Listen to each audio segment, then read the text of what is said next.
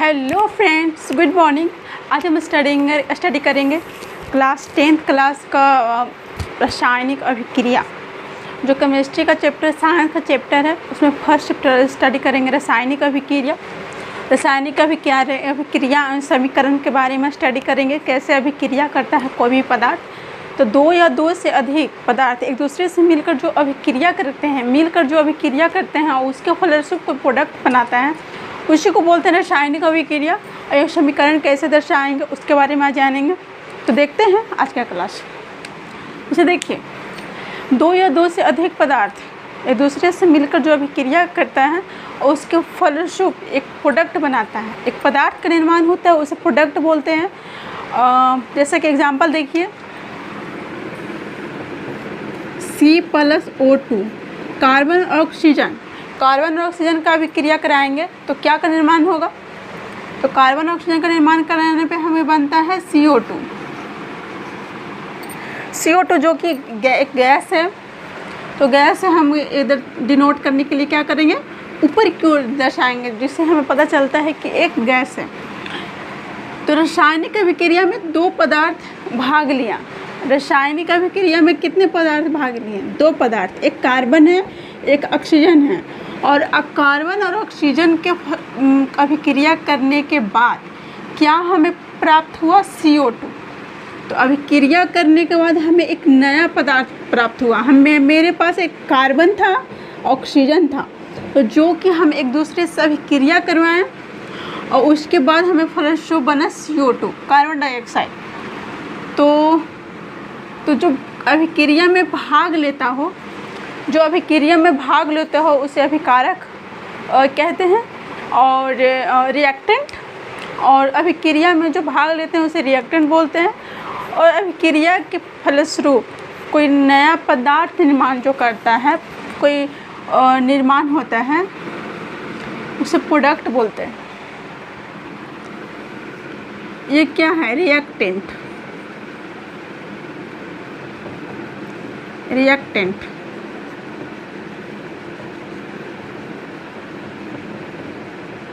अभिकारक, प्रोडक्ट,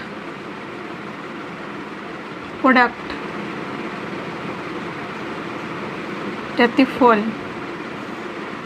है ना। तो अभिक्रिया में भाग लेने वालों को रिएक्टेंट बोलेंगे, और अभिक्रिया के फलस्वरूप जो हमें नया पदार्थ बना उसे प्रोडक्ट बोलते हैं।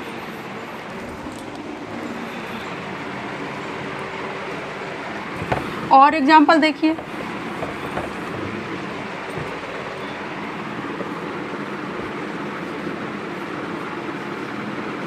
O2,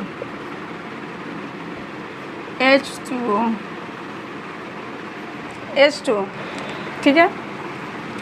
तो हाइड्रोजन का ऑक्सीजन के साथ रिएक्शन करवाएंगे तो हमें क्या प्राप्त होगा? हाइड्रोजन का ऑक्सीजन के साथ अभिक्रिया कराने पे हमें बनता है जल। तो हाइड्रोजन को हम ऑक्सीजन के साथ करेंगे तो क्या बनेगा? क्या? और ये सब क्या है?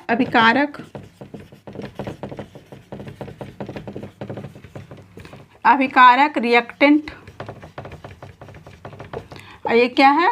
प्रोडक्ट। तो हमने देखा कि दो या दो से अधिक पदार्थ एक दूसरे से मिलकर एक अभिक्रिया करते हैं, जिसके फलस्वरूप एक नया पदार्थ का निर्माण होता है, उसे हम रासायनिक अभिक्रिया बोलते हैं। जैसे कि देखिए, और अभिक्रिया में जो भाग लेता है उसे अभिकारक बोलते हैं, और अभिक्रिया का फलस्वरूप एक पदार्थ का निर्माण होता है उसे प्रोडक्ट बोलते हैं।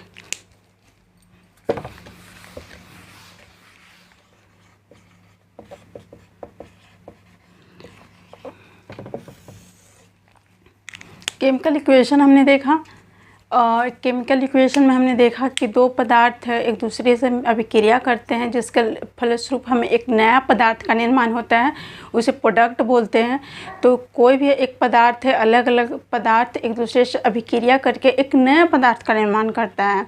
जैसे कार्बन को हम ऑक्सीजन के साथ अभिक्रिया करवाएंगे तो कार्बन डाइऑक्साइड का निर्माण होगा, तो एक नया पदार्थ का निर्माण हुआ। कार्बन डाइऑक्साइड एक गैस है चूँकि, तो एग्जाम्पल हमने देखा। तो उसके फलस्वरूप हमें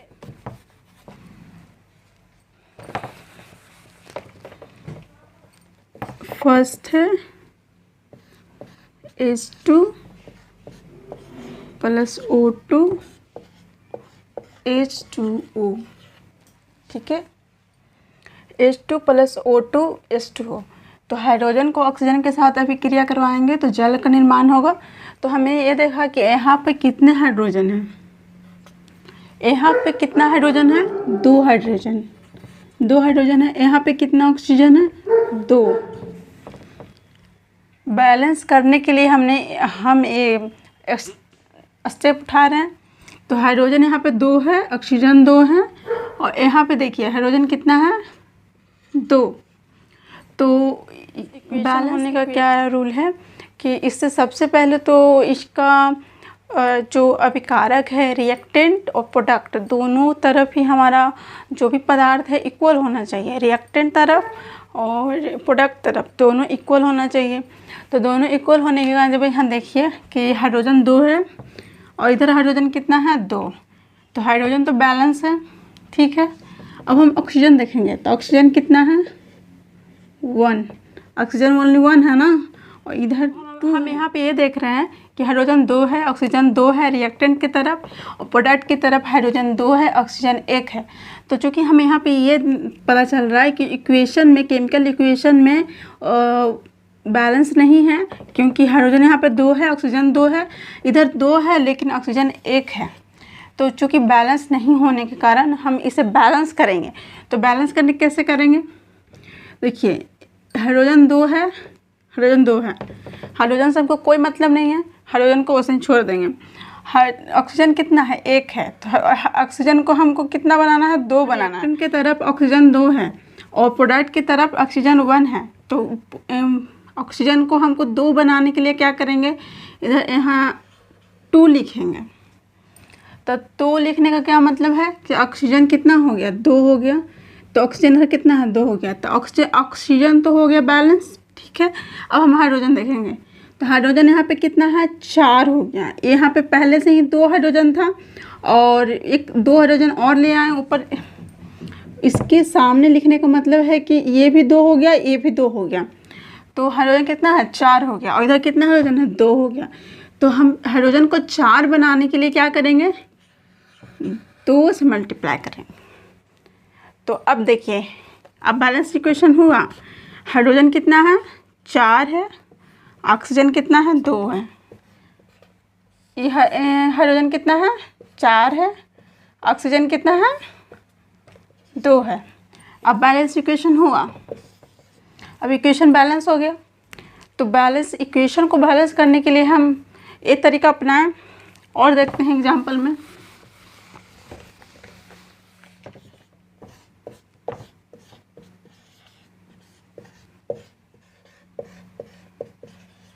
एक एग्जाम्पल देखेंगे एक केमिकल इक्वेशन को बैलेंस करने के लिए। तो हम नाइट्रोजन लिए, नाइट्रोजन केमिकल इक्वेशन को बैलेंस में एग्जाम्पल में हमने देखा क्या लिया कि नाइट्रोजन का अभिक्रिया कर रहे हैं हाइड्रोजन से। तो हाइड्रोजन से अभिक्रिया कराने पे हमें प्राप्त होता है NH3। NH3 मतलब अमोनियम क्लोराइड, अमोनियम क्लोराइड।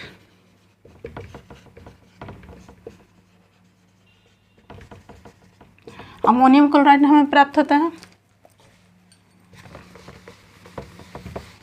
तो देखिए बैलेंस करने के लिए क्या करेंगे, सबसे पहले हम देखेंगे कि रिएक्टेंट का तरफ कितना बैलेंस है। रिएक्टेंट का तरफ का इक्वल होना चाहिए प्रोडक्ट के तरफ का। तो रिएक्टेंट का कितना है, नाइट्रोजन 2, हाइड्रोजन कितना है, 2, नाइट्रोजन इधर कितना है, 1 है, और हाइड्रोजन कितना है, 3 है। तो ये इक्वेशन बैलेंस नहीं देख रहा है हमें, तो हम इसको बैलेंस करेंगे।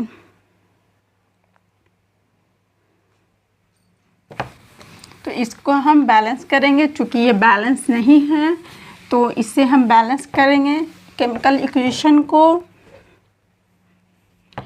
तो बैलेंस करने के लिए क्या देखेंगे, चूँकि हम हाइड्रोजन देख रहे हैं, हाइड्रोजन कितना है, 2 है, और इसमें कितना है, 3 है। तो हम क्या करेंगे कि यहाँ पे 3 से मल्टीप्लाई करेंगे। तो हमारा हाइड्रोजन कितना हो गया, 3 हो गया, और इधर हाइड्रोजन कितना है, 3 है। तो अगर 2 से मल्टीप्लाई करते हैं तो अब देखिए हम ये देखेंगे कैसे हम इक्वल होगा। तो हाइड्रोजन अगर 3 से मल्टीप्लाई करने पे कितना हो गया, 6 हो गया हाइड्रोजन, और यहाँ पे कितना हो गया, 2 यहाँ पे है, 3 पे 3 दूनी 6, तो हाइड्रोजन हमारा हो गया 6, नाइट्रोजन कितना है, 2 है, और इधर कितना नाइट्रोजन है, 2 है। तो हमारा इक्वेशन बैलेंस हो गया। तो यहाँ पे कितना है, नाइट्रोजन 2, हाइड्रोजन 6, प्रोडक्ट की तरफ कितना है, नाइट्रोजन है 2, हाइड्रोजन है 6। तो हमारा इक्वेशन ये बैलेंस हुआ, बिल्कुल हो गया कि नाइट्रोजन 2 है, प्रोडक्ट की तरफ नाइट्रोजन 2 है, हाइड्रोजन 6 है, और प्रोडक्ट की तरफ ही हाइड्रोजन 6 है। तो हमारा ये ऐसे बैलेंस करने का ये रूल है, हम ऐसे ही बैलेंस करेंगे।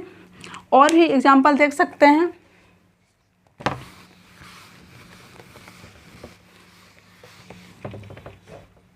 अच्छा ये बताइए, कार्बन है ऑक्सीजन है के साथ अभिक्रिया करके कार्बन डाइऑक्साइड का निर्माण किया।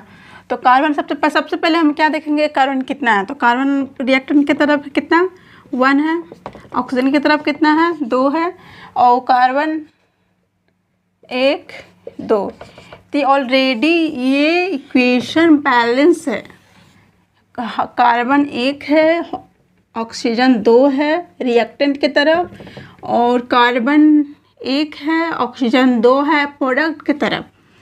तो रिएक्टेंट की तरफ और प्रोडक्ट की तरफ दोनों इक्वल है, तो इक्वेशन बैलेंस होगा। तो ये क्या है, रिएक्टेंट की तरफ